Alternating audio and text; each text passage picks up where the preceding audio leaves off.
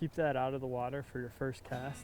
That way, as soon as it drops in, it'll just start oozing. You know, your first cast is always your best cast. All right. Maybe it's the waiters or the rod.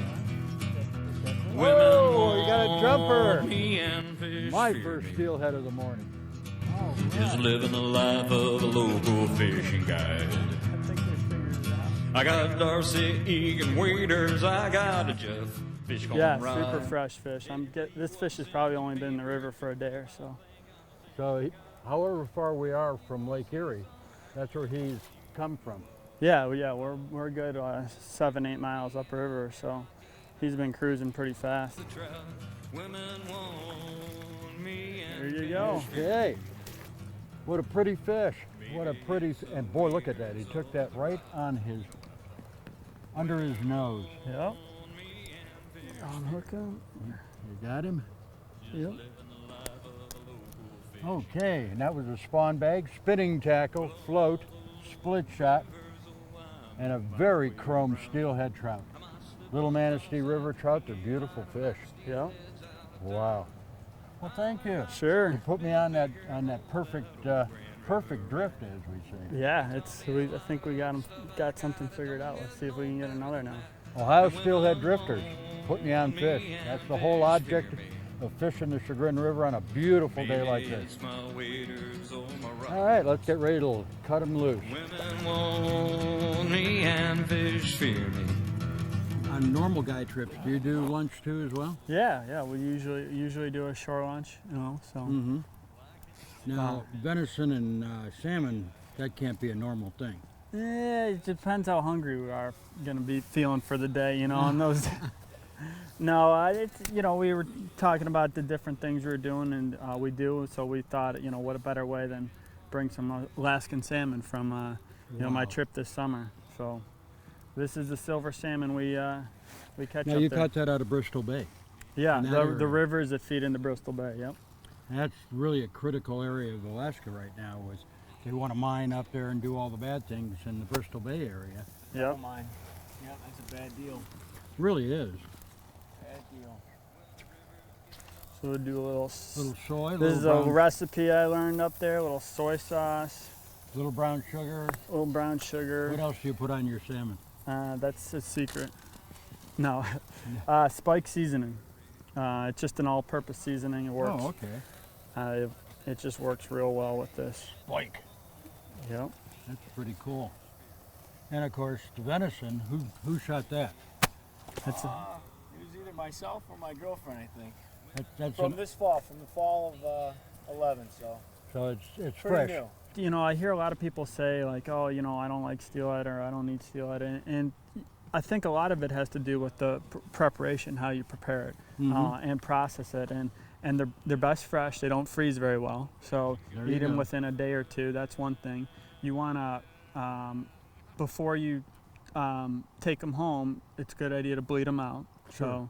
So you just And you can do that just cutting just the a little throat cut. right behind the gill. Yeah, that, and it bleeds them out. It cleans out all the blood out of the meat and stuff.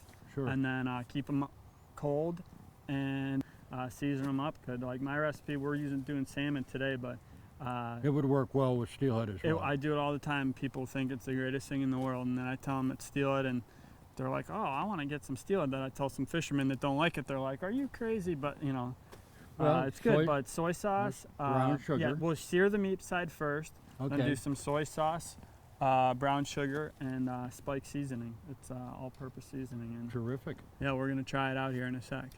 Great. Boats are really necessary in a lot of stretches of the river. We're on the Chagrin River today, and there are a lot of stretches of this river that are private land. This is the only way we can get down this river is by boat. You can't hike in across private property, so the boat's really critical to your success on the rivers. Yeah, it's a perfect example today. A Saturday, beautiful day in November, and we can float stretches of river and not see anyone out there all day, and have just float along. It's peaceful and access a lot of water that otherwise we wouldn't be able to.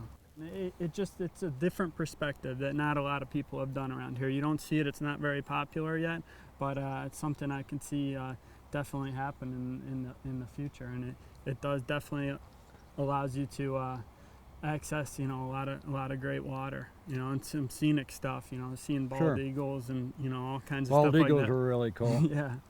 Ohio Steelhead Drifters. This is a guide service. How long have you and Owen been operating this guide service? This is about our second year we've been doing it. You know, Owen and I, we've been doing this our whole lives. We've guided all over North America, and we finally came back here and just started doing it in the last 2 years. You know, it's been going really well for us. So, Guy that wants to learn how to fish for steelhead trout, have an expert put him on these big fish. He can go right online and find Ohio Steelhead Drifters. What's the website? yeah, it's just www.ohiosteelheaddrifters.com, and That's too easy.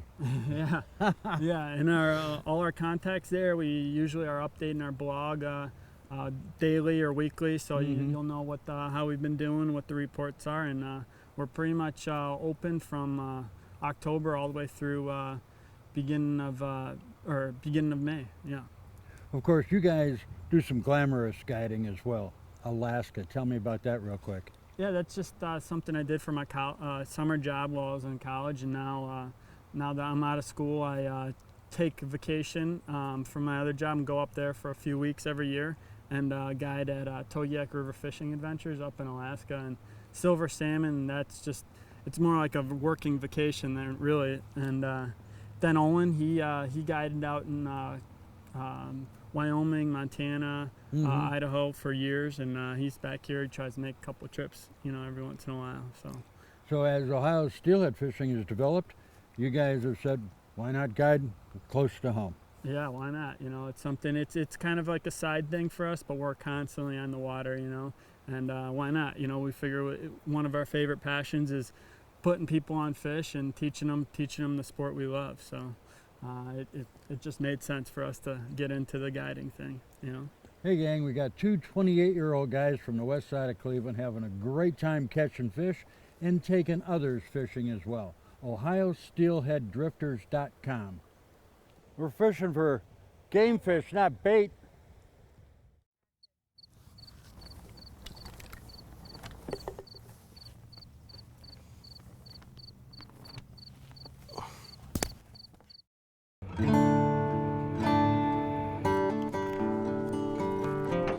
This ain't no boardroom. This ain't no 9 to 5. No offense to your boss, but this is where the real work begins. Arm yourself accordingly. 10 Point. There is no substitute.